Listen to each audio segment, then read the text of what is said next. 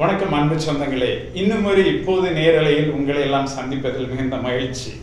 இன்றைக்கு தமிழ்நாடு முழுவதும் பள்ளிக்கூடங்கள் மீண்டும் செயல்பட ஆரம்பித்திருக்கின்றன. எல்லா வீட்டிலிருந்தும் குழந்தைகள் பள்ளிக்கூடங்களுக்கு மீண்டும் சென்றிருக்கிறார்கள். இந்த சமயத்தில் இந்த குழந்தைகளில் 5 ஒரு குழந்தைக்கு எழுதுவதிலும் படிப்பதிலும் பிரச்சனைகள் இருக்கலாம். அந்த பிரச்சனைகளை நாம் எப்படி புரிந்து கொள்வது, எப்படி உணர்ந்து கொள்வது, எப்படி அதை கையாள்வது என்பதை பற்றி நம்மோடு நேரலையில் பேசுவதற்காக இணைகிறார் மெட்ராஸ் டிஸ்லெக்சியா அசோசியேஷனை சேர்ந்த ஹரிணி மோகன். வணக்கம். இதுல ஒவ்வொரு குழந்தையும் இன்னைக்கு 4ஆம் வகுப்புலையோ 3ஆம் வகுப்புலையோ 5ஆம் வகுப்புலையோ சேர்ந்திருக்க ஒரு குழந்தை எழுதுறதுலையும் படிக்கிறதுலையும் போன வருஷம் இருந்த சிரமங்களை இந்த வருஷம் என் பிள்ளை நல்லா பண்ணிடுவான் அல்லது என் பொண்ணு நல்லா பண்ணிடுவான்னு பேரண்ட்ஸ் ஏதோ ஒரு நம்பிக்கையில் மீண்டும் நல்லா எழுது, உன் கையெழுத்தை சரி பண்ணிக்கோ, நல்லா வாசிக்க பழகு இப்படின்னு ஒரு வழக்கமான ஒரு தன்மையில் பழக்குவாங்க. அப்படிங்கிறது ஒரு எதிர்பார்க்கக்கூடியது. ஆனால் அதில் இந்த நீங்கள் ஏற்கனவே மெட்ராஸ் டிஸ்லெக்சியா அசோசியேஷனில் நிறைய விழிப்புணர்வு விஷயங்கள்லாம் பண்ணிகிட்ருக்கீங்க. ஆசிரியர்களுக்கு, பெற்றோர்களுக்கெல்லாம் ஒரு 5 ஒரு குழந்தைக்கு வழக்கமாக எல்லாரும் போலவும் எழுதவோ படிக்கவோ திறமை இல்லாமல் இருக்கலாம். ஆனால் அது ஒரு குறைபாடு இல்லை, அது ஒரு வித்தியாசமான வகையில் அவங்க உலகத்தை புரிஞ்சுக்கிறாங்க, எழுத்தை புரிஞ்சுக்கிறாங்க அப்படிங்கிறத நீங்கள் திரும்ப திரும்ப சொல்லிட்டு இருக்கீங்க. அப்படிப்பட்ட ஒரு கற்றல் குறைபாடு அப்படிங்கிறத எப்படி கையாளுறது, முதல்ல எப்படி அடையாளம் காண்றது, அங்கதான் பிரச்சனை ஆரம்பி. அதை எப்படி அடையாளம் காண்றது, எப்படி ஐடென்டிஃபை பண்றது, அதை பத்தி முதல்ல.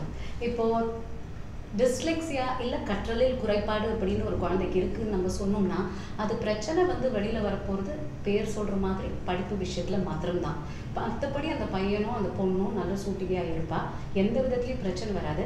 ஆனால் படிப்புன்னு வரும்போது சின்ன சின்ன விஷயங்கள், வாசித்தல், ரீடிங், இல்லை ஸ்பெல்லிங்லேயோ, இல்லை சில வேர்டை எழுதுறதுலையோ, இல்லை ஹேண்ட் ரைட்டிங்லேயோ எவ்வளோ தடவை சொல்லி கொடுத்தாலும் பிரச்சனைகள் வரும்.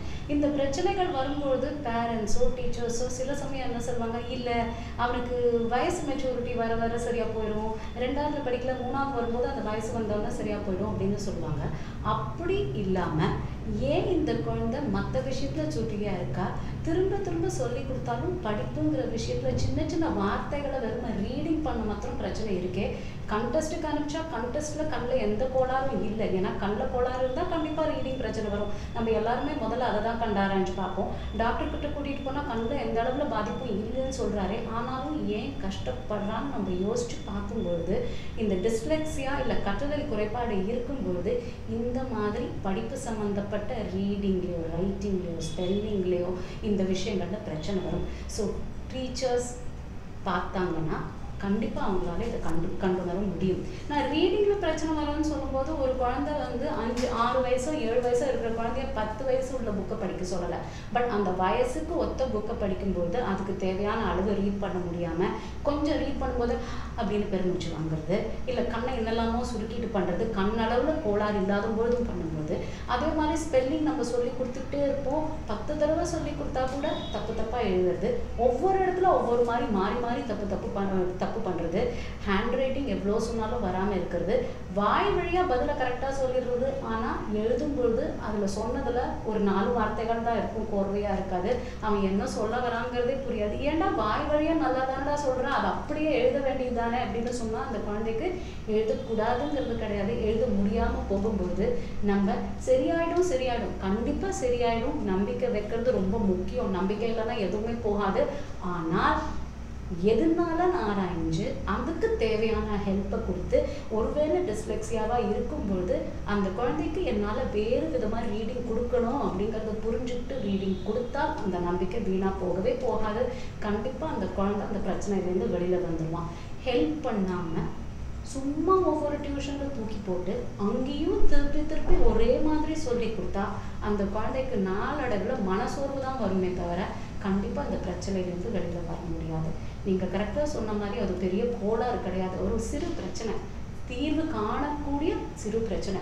ஆனால் தீர்வுன்னு வரும்பொழுது பிரச்சனை ரொம்ப பெரிய லெவலில் வரத்துக்கு முன்னாடி சின்ன வயசுலேயே 6 வயசுலையோ 7 வயசுலையோ கண்டுட்டோம்னா சீக்கிரமா தீர்வு வந்துடும். மற்ற வர விஷயங்கள்ல பிரச்சனை வராமல் போகலாம். இந்த பிரச்சனையை பொறுத்த வரைக்கும் சிலவங்க கல்லூரிக்கு போன பிறகு, அதுவும் எங்களுடைய அனுபவத்திலேயே கல்லூரிக்கு போன பிறகு தான் அதை அடையாளம் காண்றாங்க அப்படிங்கிற ஒரு நிலைமை இருக்கு. சில இடத்துல ஒரு 6வது 7வது படிக்கும்போது அவங்களுக்கு ஒருவேளை இது மாதிரி விழிப்புணர்வு நிகழ்ச்சிகளை ஏதோ ஒரு வகையில் இது மாதிரி ஒரு நிகழ்ச்சி அவங்க ஏதோ ஒரு கட்டத்தில் பார்க்குறாங்க. பார்த்து அவங்க ஒருவேளை இந்த இதை சரியா வாசிக்க முடியல, படிக்க முடியல, இதை சரியா எழுத முடியல, நிறைய எழுத்துப்பிழை வருது இப்படின்னு இந்த அடையாளம் கண்டு இதுக்கு நம்ம தீர்வு காணணும்னு நினைக்கும் போது, ஆனால் பல நேரங்களில் அவங்க அதை கடந்து ஒரு கல்லூரிக்கு போன பிறகு எனக்கு இப்படி ஒரு பிரச்சனை இருந்திருக்கு, இப்படியான ஒரு குறைபாடு இருந்திருக்கு, ஆனால் என்னையே நான் ஸ்டூபிட்னு நினச்சிருக்கேன், ஆனால் என்னோட வழிகள் வேறையா இருந்திருக்கு, நான் ஒரு தகவலை வேற மாதிரி ப்ராசஸ் பண்ணியிருக்கேன், ஒரு விஷயத்துக்கு மற்றவங்களை விட மெதுவாக நான் ரியாக்ட் பண்ணியிருக்கேன் அப்படிங்கிறத உணரும் போது சிலவங்க கல்லூரிக்கு வந்துடுறாங்க. அது மாதிரியான நிறைய உதாரணங்கள் தமிழ்நாட்டில் பல இடங்கள்ல கிடைக்குது. இப்படிப்பட்டவங்களுக்கு அதாவது முதல்ல ஆசிரியர்கள் அவங்க இதை கண்டுணர்வதற்கான போதுமான பயிற்சிகள் இருக்கா? அப்படி பயிற்சிகள் இல்லாத பட்சத்தில், இல்லைன்னு தான் நான் நினைக்கிறேன், இல்லாத பட்சத்தில் அவங்க எப்படி இதை கண்டுணர்வது? அவங்களுக்கு நீங்கள் என்ன சொல்லுவீங்க? இப்போ முதல்ல நான் அப்பவே சொன்ன மாதிரி இது கற்றலில் குறைபாடுங்கிறது படிப்பு விஷயத்துல தான் மெயினாக வெளியில் வரும். மற்ற விஷயத்துல பிரச்சனை இருக்காது. ஸோ படிப்புன்னு பார்க்கும்பொழுது கண்டிப்பாக ஒரு கிளாஸ் டீச்சரோ அந்த குழந்தைய ஹேண்டில் பண்ணுற ஆசிரியரோ ஆசிரியையாலையோ கண்டுபிடிக்க முடியும். அவங்களுக்கு நம்ம எப்படி கண்டுபிடிக்கிறதுங்கிறது விழிப்புணர்வை கொண்டு வந்தே ஆகணும். அந்த விழிப்புணர்வுக்காக நிறைய ஆர்கனைசேஷன்ஸ் இப்போ சென்னையில் பாடுபட்டுருக்கு. அஃப்கோர்ஸ் அதில் மெட்ராஸ் டிஸ்லெக்ஸியா அசோசியேஷனும் பாடுபட்டுருக்கு. அப்படி விழிப்புணர்வுங்கும்போது அந்த ஸ்கூல் டீச்சர் எல்லாரையும் உட்கார வச்சு இந்தந்த மாதிரி டிஸ்லெக்ஸியா இல்லை கற்றலில் குறைபாடு இருந்ததுன்னா இந்த மாதிரி பிரச்சனைகள் கிளாஸில் பார்ப்பீங்க, அவங்களால ரீடிங்கில் பிரச்சனை வரும், மற்ற இந்தந்த விஷயங்களில் பிரச்சனை வரும் அப்படின்னு கொடுத்துட்டு ஒரு செக்லிஸ்ட் மாதிரியும் கொடுத்துருவோம். கொடுத்தா அந்த செக்லிஸ்ட்டை வச்சு பார்க்கும்பொழுது அவங்களுக்கு கண்டிப்பாக சரி இந்தந்த குழந்தைங்கள்லாம் இந்தந்த இதில் வராங்க அப்படின்னு கண்டுணர்ந்துருவாங்க. ஆனால் டீச்சரால் கண்டுணர்ந்து அவங்கள வச்சுக்க கூடாது. அது அடுத்தது பேரண்ட்ஸ் கிட்ட சொல்லணும். பேரண்ட்ஸ் கிட்ட சொல்லும்பொழுது பேரண்ட்ஸ் அதை பெரிய விஷயமா எடுத்துக்காம, தட் இஸ் மனசளவில் ஒடிஞ்சு போய் சோர்ந்து என் குழந்தை அவ்வளோதானா, அவனுக்கு வாழ்க்கையே இல்லையா அப்படின்னு எல்லாம் முடிவெடுக்காம இது ஒரு சிறு பிரச்சனை, இதுக்கு தீர்வு இருக்கு, இவனுக்கு தேவையான மாதிரி நான் கல்வி கொடுத்து ஹெல்ப் பண்ணா கண்டிப்பாக இந்த குழந்தைக்கு இந்த பிரச்சனையிலேருந்து வெளியில் வர முடியும்னு 2 பேரும் சேர்த்து ஒருங்கிணைஞ்சு வேலை பண்ணால் மாத்திரமே அந்த குழந்தைக்கு அந்த பிரச்சனைகள்லேருந்து வெளியில் வர முடியும் சார். இதுல கண்டுபிடிக்கிறது அப்படிங்கிறது முதல் கட்டம். கண்டுபிடிச்ச பிறகு அந்த சிறப்பு எஜுகேட்டர்ஸ் கல்வியாளர்கள் இதுக்குன்னு பிரத்யேகமா இப்போ உங்களுக்கெல்லாம் அதுக்கு நீங்க பயிற்சி கொடுக்குறீங்க ஆசிரியர்களுக்கெல்லாம், இதுக்குன்னு சிறப்பு பள்ளிகள் இருக்கு. இப்போ அனன்யா மாதிரி உங்க MDA நடத்தக்கூடிய பள்ளிக்கூடங்கள் இருக்கு. ஆனா எல்லா இடங்கள்லையும் இந்த வசதி இருக்கிறது இல்லை. அவங்க ஒருவேளை வழக்கமான ஒரு பள்ளிக்கூடத்துல படிக்க வேண்டி இருக்கலாம். அப்படிப்பட்ட ஒரு சிச்சுவேஷன்ல ஒரு சூழல்ல என்ன மாதிரி அதை கையாளுறது, பெற்றோர்கள் என்ன மாதிரி அதை எடுத்துட்டு போகணும்? இது பார்த்தோம்னா கண்டிப்பா இந்த குழந்தைங்களுக்கு கல்வியை வேறு விதமா கொடுக்கணும். இந்த பிரச்சனையை நம்ம சின்ன வயசுலயே கண்ட ஆரம்பிச்சிட்டோம்னா, 1ஆவதுலயோ இல்லை 2ஆவது அந்த பிகினிங்லயோ கண்ட ஆரம்பிச்சிட்டோம்னா, இப்போ ஒரு லெவல்ல ஒரு குழந்தை 1ஆவது படிக்கும்போது ஒரு லெவல்ல இருக்கணும், அதுக்கு கொஞ்சம் கம்மியா இருப்பான். 2ஆவது போகும்போது அவனுக்கு ஹெல்ப் கிடைக்கலன்னா அதே லெவலில் தான் இருப்பான். ஆனால் ஸ்கூலில் அவனை எதிர்பார்ப்பு மாத்திரம் ஜாஸ்தியாக போயிட்டுருக்கோம். 2ஆவது வேணுங்கிற அளவு பாடம் படிக்கணும். அந்த மாதிரி நம்ம ஹெல்ப் கொடுக்காம போகும்போது அந்த பிரச்சனை ஜாஸ்தி ஆகிட்டு கேப்பு எதுக்கும் அவன் இருக்கிற லெவலுக்கும் ஆனால் எவ்வளோ தேவைப்படுதோ அந்த லெவலுக்கும் கேப் ஜாஸ்தி ஆகிட்டே இருக்கும்.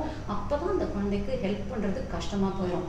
அப்படி இல்லாமல் 1ஆம் கிளாஸ்லேயே அந்த குழந்தைய கண்டுபிடிச்சிட்டோம்னா அண்ட் அந்த டீச்சர்ஸ் யார் கையாளுறாங்களோ அந்த டீச்சர்ஸ்க்கே வேறு விதமான கல்வி முறை சொல்லி கொடுத்துட்டோம்னா அவங்க பெரிய சிறப்பு பயிற்சியாளர்கிட்ட போகணுன்ற அவசியம் கூட இல்லை. இருக்கலாம் 1-2 குழந்தைங்களுக்கு ரொம்ப கஷ்டங்கள் ஜாஸ்தியா இருக்கும் போது சிறப்பு பயிற்சியாளர்கிட்ட போகலாம். பட் முக்காவாசி குழந்தைங்களை class room integration, class room accommodation சொல்லுவோம். கிளாஸ் ரூம்லயே சின்ன சின்ன வேறு விதங்கள் கொண்டு வந்துட்டோம்னா வேறு பெரிய வித பயிற்சிகள் தேவையில்லை. ஸோ அது நம்ம என்ன பண்ணணும், ஒவ்வொரு டீச்சருக்கும் விழிப்புணர்வு கொடுத்து அது தவிர வேறு விதமாக எப்படி கல்வி போதிக்க முடியும், இந்த மாதிரி குழந்தைங்களுக்கும் எப்படி ஹெல்ப் பண்ண முடியுங்கிற ஒர்க் ஷாப் மாதிரி கண்டக்ட் பண்ணால் கண்டிப்பாக அந்த டீச்சர்ஸ்க்கு இது பண்ண முடியும். எங்கள் ஆர்கனைசேஷன்லேருந்து நம்ம சொல்லிட்டு இருக்கோம், நம்ம வந்து சென்னையில் இருக்கிற ஸ்கூல்ஸை கவர் பண்ண முடியும். நம்ம பார்த்தோம்னா டவுன் சவுத்லாம் போனோம்னா மதுரை, திருநெல்வேலி அந்த சைட்லலாம் டீச்சர்ஸ் எல்லாம் ரொம்ப ஆர்வமாக இருக்காங்க. நான் நிறைய போய் அங்கெல்லாம் பேசியிருக்கேன். எல்லாரும் சொல்கிறாங்க, எனக்கு தெரியும், நான் ஹெல்ப் பண்ணணும்னு தெரியுது, ஆனால் இவங்களுக்கு எப்படி வேறு விதமாக சொல்லி கொடுக்குறது, எங்களுக்கு ஒர்க் ஷாப் நடத்துங்கன்னு கேட்குறாங்க. ஆனால் டீச்சருக்கு நம்ம ஒர்க் ஷாப் நடத்தும் போது அவங்க ஸ்கூல் டைமில் கூப்பிட முடியாது, ஏன்னா அவங்க மாணவர்களை கவனிக்கணும், பாடம் நடத்தணும்னு இருக்குது. அப்போ ஞாயிற்றுக்கிழமை அந்த ஒரு நாள் தான் அவங்களுக்கு மற்ற வேறு வேலைகள் பண்ணுறதுக்கு இருக்குது. நம்மளும் அங்கே போய் ஒரு வாரம், இது ஒரு 8 நாள் ப்ரோக்ராம்னு சின்ன ப்ரோக்ராமாக பண்ணால் கூட 7 நாள் 8 நாள் ஆகும். 7 நாள் 8 நாள் அவங்களுக்கு டைம் கிடைக்க மாட்டேங்குது. நிறைய தடவை பார்த்தீங்கன்னா டீச்சர்ஸ் எல்லாம் மே மாதம் ஃபுல்லாக வேலை பண்ணுறாங்க. நாங்கள் நிறைய ஸ்கூலில் கவர் பண்ணிட்டு வரோம். அப்படி இருந்தாலும் எவ்வளவோ பிற குழந்தைகள் இருக்காங்க. அதனால நாங்கள் என்ன பண்ணுறோம்னா இதை எல்லாமே டிஜிட்டைஸ் பண்ணி ஆன்லைனாக கொண்டு வரோம் டீச்சர் ட்ரைனிங் ப்ரோக்ராமை. அப்படி இருக்கும்பொழுது எந்த ஒரு இடத்துல சவுத்தில் எப்படி இருந்தாலும் ஒரு ஃபோன் மூலமாக இந்த கோர்ஸை ஆக்சஸ் பண்ண முடியும். இல்லைன்னா ஒரு சின்ன கம்ப்யூட்டர், ஒரு சிம்பிள் இன்டர்நெட் கனெக்ஷன் இருந்தால் போதும். ஸோ எங்களால் எங்கள் அசோசியேஷன் மூலமாக எவ்வளோ பேரை ரீச் பண்ண முடியும்னு பார்த்து ரீச் பண்ணும்பொழுது எங்களுக்கு இருக்கிற ஒரே இது இப்போ ஆன்லைன் டீச்சர் ட்ரைனிங் ப்ரோக்ராம் வரப்போகுது. அந்த டீச்சர் ட்ரைனிங் ப்ரோக்ராம் மாதிரி அந்த டீச்சர்ஸ் எல்லாரும் அதை எடுத்துக்கிட்டு பண்ணாங்கன்னா அவங்களுக்கும் இந்த மாதிரி இருக்கிற குழந்தைங்களுக்கு சின்ன சின்ன ஹெல்ப் எப்படி பண்ண முடியும், சீக்கிரம் எப்படி கண்டாராய முடியும், கண்டாரஞ்சு ஹெல்ப் கொடுத்துட்டாங்கன்னா இந்த கஷ்டங்கள் பூதாகாரமாக பெரிய விஷயமா வெடிக்க வேண்டிய அவசியமே இல்லை. இப்போ நீங்கள் சொன்ன அந்த பயிற்சி, ஆசிரியர்களுக்கான சிறப்பு பயிற்சிங்கிறது கட்டணம் இல்லாமல் வழங்கப்படுதா ஆன்லைனில், இல்லை குறிப்பிட்ட கட்டணம்? இன்னும் அது ஃபுல்லாக ஆன்லைனில் வரல சார், அது வந்துடும். ஏன்னா இப்போ தான் ஃபஸ்ட்டு அது டிஜிட்டல் ஷூட்டிங் லெவலில் இருக்குது. அப்புறம் அதை சர்வரில் லோட் பண்ணி அது வேணுங்கிற இதெல்லாம் பண்ணணும். முதல்ல NPTEL IITயோட NPTEL சர்வரில் வரப்போகுது. அது வரும்போது அது கட்டணம் இல்லாமல் தான் வழங்க போகிறோம். அதுக்கப்புறம் வேறு சர்வரில் போட்டால் அதுக்கு என்ன ஏதுன்னு தெரியாது. பட் முதல் கட்டமாக நம்ம போட போகிறது NPTELல IIT ரொம்ப ஹெல்ப் பண்ணிட்டு இருக்காங்க. அது கட்டணம் இல்லாமல் யார் வேணாலும் ஆக்சஸ் பண்ண முடியும்னு வரும். ஆனால் நான் இன்னைக்கு என்ரோல் பண்ணிட்டு நாளைக்கு முடிச்சுட்டேன்னு கணக்கு காமிக்க முடியாது. ஒவ்வொரு மாடியூல், ஒவ்வொரு பயிற்சிக்கு கீழேயும் செல்ஃப் எக்ஸாமினேஷன் டெஸ்ட் இருக்கும். அதை எடுத்து அது நல்லா பண்ணால் மாத்திரமே அடுத்த லெவலுக்கு போக முடியும். நம்ம சொல்கிறது குழந்தைங்களுக்கு கல்வியை வேறு விதமாக கொடுக்கணுங்கும்போது அதை சீரியஸாக எடுத்துகிட்டு பண்ணால் மாத்திரமே அந்த குழந்தைங்களுக்கு பெனிஃபிட் கிடைக்குங்கிற நோக்கத்தோடு இந்த மாதிரி ஒரு ஃபார்மேட்டுக்கு கொண்டு வந்திருக்கோம் சார். இதில் குறிப்பாக பெற்றோர்களுக்கு எப்பவுமே ஒப்பீட்டளவில், அதாவது என் குழந்தை ஏன் இப்படி மெதுவாக படிக்கிறாங்க, அந்த குழந்தை இன்னும் வேகமாக படிக்குது, அல்லது ஒரே வீட்டிலே 2 குழந்தைகளுக்கு இடையில் இருக்கக்கூடிய வித்தியாசம், இதெல்லாம் ரொம்ப பெருசாக தெரியக்கூடிய ஒரு போட்டிகள் அதிகமாக இருக்கக்கூடிய ஒரு சூழலில் இருக்கும். பெற்றோர்கள் இந்த பிரச்சனையை எப்படி அணுகணும், அதுக்கு எந்த அளவுக்கு பொறுமையும் நிதானமும் அவங்களுக்கு தேவைப்படுது? நீங்கள் நேரடியாக நிறைய பெற்றோர்கிட்ட ஆசிரியர்கிட்ட பழகியிருக்கீங்க. இந்த பிரச்சனையை அவங்க முதல்ல ரொம்ப கரடு முரடாக கையாண்டிருக்கலாம். அந்த இதை பற்றி ஒரு தெளிவு கிடைச்ச பிறகு அவங்க ஒரு நிதானமாக கையாண்டிருக்கலாம். அந்த உங்களுடைய அனுபவத்தில் இருந்து எப்படி இதை பெற்றோர் கையாளணும், எவ்வளோ பொறுமை அவசியமாக இருக்குது இந்த விஷயத்தில், அதை பற்றி சொல்லுங்கள் சார். இப்போ முதல்ல ஒரு டீச்சர் கண்டறிஞ்சிட்டா கூட அவங்க உடனே பெற்றோரை கூப்பிட்டு கண்டிப்பாக சொல்லுவாங்க. நிறைய தடவை பெற்றோர் அதை ஒத்துக்காமல் போகும்போது தான் பிரச்சனை நிறைய வருது. ஒத்துக்காமல் போயிட்டு இல்லை கண்டிப்பாக அவன் நல்ல மார்க் வந்துடுவான், நான் எப்படியாவது அவனை படிக்க வைக்கிறேன்னு சொல்லிட்டு அவனை ஒரு டியூஷன்லேருந்து இன்னொரு டியூஷன்லேருந்து அனுப்புவாங்க. டியூஷன் வைக்கிறது நான் தப்புன்னு சொல்ல வரல. ஆனால் டியூஷனில் அந்த கல்வியை கொடுக்கும்பொழுது அந்த குழந்தைக்கு எப்படி தேவையோ அப்படி கொடுக்கணும். அப்படி இல்லாமல் நானும் டியூஷனுக்கு போட்டேன் அப்படின்னு அனுப்புறதுல பிரயோஜனம் இல்லை. ஸோ அந்த டீச்சர் அந்த ஃபீட்பேக் இல்லைன்னா இதுதான் உங்கள் குழந்தைக்கு பிரச்சனைன்னு சொல்லும்போது முதல்ல அதை ஒத்துக்கணும். நம்ம எந்த ஒரு விஷயத்தையும் ஒத்துக்கிட்டாலே அடுத்தது சரி இதுக்கு என்ன தீர்வுன்னு பார்ப்போம். ஒத்துக்கலைன்னா அடுத்த ஸ்டெப்பாக தீர்வை நம்ம பார்க்கவே மாட்டோம். ஸோ எந்த ஒரு பெற்றோரும் முதல்ல ஒத்துக்கிட்டு, ரெண்டாவது என் குழந்தையோட வாழ்க்கை போச்சு அப்படின்னு நினைக்கவே கூடாது. இது ஒரு சின்ன பிரச்சனை, இதை கையாள முடியும். உலக அளவில் பிரபலமாக இருந்த எவ்வளவோ பேருக்கு இந்த பிரச்சனை இருந்திருக்கு. ஸ்டீவ் ஜாப்ஸ் சொல்லலாம், ஹென்ரி ஃபார்ட் சொல்லலாம், சர்ச்சில் சொல்லலாம், நம்ம ஊர் வெங்கடேஷ் பட் சொல்லலாம். எல்லாரும் இந்த பிரச்சனை இருந்தாலும் ஏதோ ஒரு விதத்தில் யாரோ ஹெல்ப் கிடைச்சி வாழ்க்கையில் ரொம்ப பெரிய பெரிய சாதனைகள்லாம் புரிஞ்சிருக்காங்க. இந்த குழந்தைங்களுக்குள்ளேயும் திறமை நிறைய இருக்குது. திறமையை பற்றின பிரச்சனையே கிடையாது. இந்த குழந்தைங்களோட ஐக்கியூன்னு சொல்லுவோம். கற்றலில் குறைபாடு உள்ள எந்த ஒரு குழந்தையோட ஐக்கியூவும் ஆவரேஜ் இல்லைன்னா அபவ் ஆவரேஜாக தான் இருக்கும்.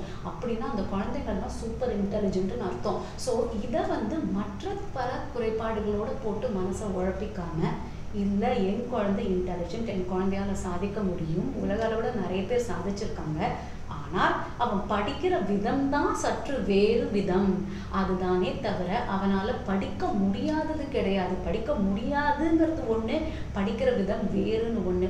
படிக்கிற விதம் வேறு விதமாக இருக்கும்போது நம்ம எப்படி அந்த குழந்தைய படிக்க முடியாதா, மக்கான்னு சொல்ல முடியும்? ஸோ அந்த குழந்தைய மக்குன்னு மட்டும் திட்டாமல் அவனை படிக்கிற விதம் வேறு எப்படி கொடுக்க முடியும்னு புரிஞ்சுட்டு, டீச்சர் சொல்லி கொடுக்குற விதமோ இல்லை சில சமயம் சிறப்பு பயிற்சியாளர் தேவைப்படலாம், அவங்கள்ட்டையோ கூட்டிகிட்டு போனாங்கன்னா கண்டிப்பாக இந்த குழந்தைங்க நாலாவட்டத்தில் இந்த பிரச்சனையிலேருந்து வெளியில் வந்து பல பல சாதனைகள் புரிவாங்க. நாங்கள் கண்கூட அதை பார்த்துருக்கோம். எங்ககிட்ட வந்த சில குழந்தைகள், நான் எங்ககிட்டன்னு சொல்கிறது எங்கள் ஆர்கனைசேஷன் மட்டும் சொல்லலை, சென்னையில் இருக்கிற எந்த ஆர்கனைசேஷனுக்கும் ஹெல்ப் கேட்டு வரும்பொழுது குழந்தைகள்லாம் ரொம்ப தலையை குனிஞ்சிட்டு கான்ஃபிடென்ஸே இல்லாமல் மனசளவில் தான் ஏதோ மக்கு தன்னால் முடியல, அதனால தான் ஸ்கூலை விட்டு வெளியில் வந்துட்டோம்லாம் நினச்சிக்கிட்டு வருவாங்க. தலையை தூக்கி கூட இப்படி பேச மாட்டாங்க. அப்படி ஒரு மனசில் அடிபட்டு வந்திருப்பாங்க.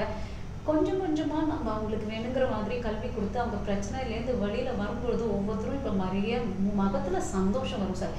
எந்த ஒரு குழந்தைக்கும் மற்றதெல்லாம் அடுத்த விஷயம், சந்தோஷமாக வாழற உரிமை இருக்குது, வாழ்ந்தாகணும், சந்தோஷமாக தான் இருக்கணும் குழந்தைங்க.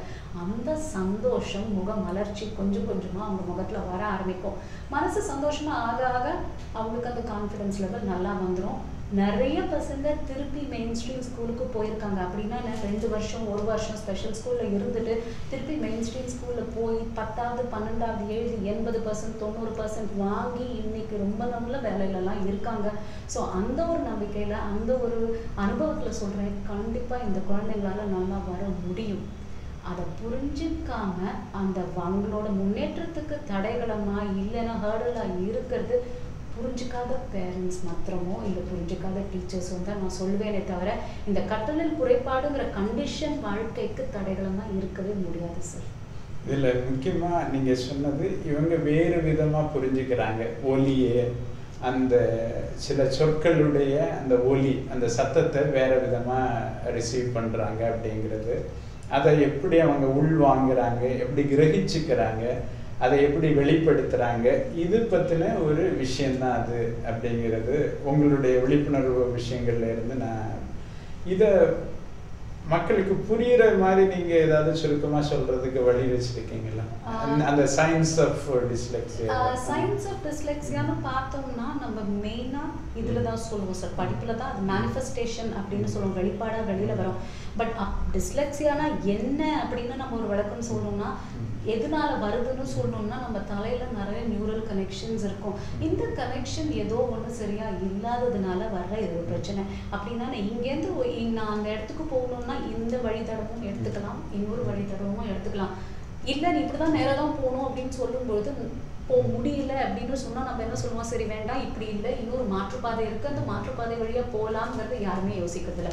படிப்போம் இப்படி தான், இப்படி என்னால் படிக்க முடியலன்னு சொன்னால் இன்னொரு மாற்றுப்பாதை வழியாக கொடுக்க முடியும் அப்படின்னு நம்ம புரிஞ்சுட்டு அந்த மாற்றுப்பாதை மாத்திரம்தான் அவங்களுக்கு சரியான பாதைன்னு நம்ம புரிஞ்சுக்கணும். நம்ம டிஸ்லெக்ஸியா இல்லை கற்றலில் குறைபாடுன்னு பார்க்கும்போது மல்டி சென்சரி அப்ரோச், பன்னோக்கு முறை அப்படின்னு சொல்லுவோம். அப்படின்னா என்ன, ஒரு கான்செப்டை ஒரு விஷயத்த கண்ணாலையும் பார்த்து காதாலையும் கேட்டு தொடு உணர்வு மூலமாகவோ இல்லை ஆக்ஷன் மூலமாகவோ கொடுக்கும்பொழுது அட் அ டைம் 3 ஒரே டைமில் பண்ணும்போது அந்த குழந்தைங்க ஈஸியாக எல்லாத்தையும் எடுத்துப்பாங்க. அப்படி தான் அந்த சயின்ஸில் இதுவாக இருக்கு. ஸோ அது மாதிரி கொடுத்தோம்னா கண்டிப்பாக இந்த பிரச்சனையிலேருந்து வெளியில் வந்துடலாம். ஸோ டச்சுங்கிறது அதிகமான முக்கியத்துவம் ரெண்டு இருக்கு. பாடிலி கைனெஸ்தெடிக் அப்படின்னு சொல்லுவோம். அப்படின்னா நம்மளோட உடம்போட அசைவை வச்சு கற்றுக்கிறது, இன்னொன்று தொடு உணர்வு சென்ஸ் ஆஃப் டச் மூலமாக. இந்த 3 விஷுவல் ஆடிட்டரி நம்ம எப்பவுமே ஸ்கூலில் பார்க்குறது, போர்டில் சிலது போடுவாங்க, காதால் சிலது கேட்பாங்க. பட் அந்த சென்ஸ் ஆஃப் டச்சில் கைனெஸ்தெடிக் நம்ம கொடுக்கறது கிடையாது. அது மாத்திரம் இல்லை, 3யும் வெவ்வேறு டைமில் கொடுப்பாங்க ஸ்கூலில், ஒரே டைமில் கொடுக்க மாட்டாங்க. சிலது போர்டில் போட்டுருவாங்க, அதுக்கப்புறம் மறுநாள் வந்து எக்ஸ்பிளைன் பண்ணுவாங்க. அப்படி இல்லாமல் மல்டி சென்சரி மூலமாக கொண்டு வரும்போது இந்த குழந்தைங்களால நல்லா கற்றுக்க முடியும். ஸோ அது ரொம்ப முக்கியம். ஸோ அதுதான் நம்ம வந்து டீச்சர்ஸ்க்கு இன்சிஸ்ட் பண்ணி நம்ம ஒர்க் ஷாப்பில் சொல்லித்தரணும். உங்களுக்கு கடைசி கேள்வி, அந்த குழந்தைகளுக்கு நீங்கள் என்ன சொல்வீங்க, அவங்களுக்கு என்ன மெசேஜ் சார்? குழந்தைகள் எல்லாருமே உலகத்துல ஸ்டார் தான். தாரே ஜமீன் பர்னு சும்மா சொல்ல, அதுல எல்லாத்துலயுமே அர்த்தம் உண்டு. குழந்தைங்களை நீங்க எல்லாரும் ஸ்டார் தான். உங்க எல்லாராலையும் கண்டிப்பா ஜொலிக்க முடியும். உங்க எல்லாருக்குள்ளேயும் திறமை இருக்கு. யாராவது என்னடா நீ மக்கான்னு சொன்னா மனசொடிஞ்சு போயிடாதீங்க. சொல்லுங்க, இல்ல எனக்கு ரீடிங்ல கஷ்டம் இருக்கு, எனக்கு ஹெல்ப் கொடுத்தா நான் கண்டிப்பா வெளியில வந்துருவேன் அப்படின்னு சொல்லுங்க.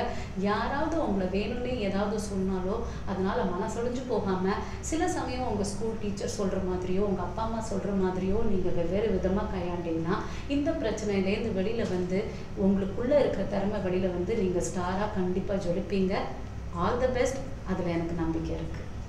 இந்த அரங்குக்கு வந்து இவ்வளவு விளக்கமாக கற்றலில் குறைபாடு பற்றி விளக்கியமைக்காக ஹரிணி அவர்களுக்கு மிக்க நன்றி. இந்த வாய்ப்பு தந்தமைக்கு உங்களுக்கு ரொம்ப நன்றி சார். இதனால நிறைய குழந்தைங்களுக்கு ஹெல்ப் கிடைக்க போகுது. ஒரு விழிப்புணர்வு டீச்சர்ஸ் கிட்டையும் பேரண்ட்ஸ் கிட்டையும் வரும். ரொம்ப ரொம்ப நன்றி சார். தேங்க்யூ.